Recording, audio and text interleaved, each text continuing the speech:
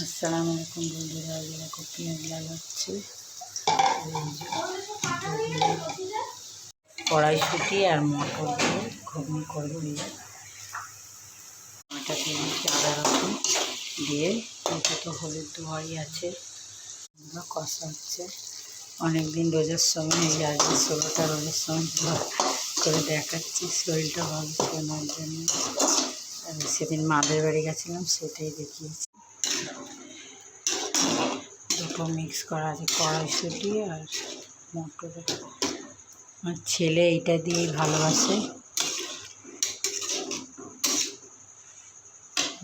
ছোলার ডালে বড়া হবে। ছোলার ডালকে ভিজিয়ে পেশা হয়েছে, এতে লঙ্কা, পেঁয়াজ, আদা শুধু দেওয়া হয়েছে, আদা বাটা। ফুটছে,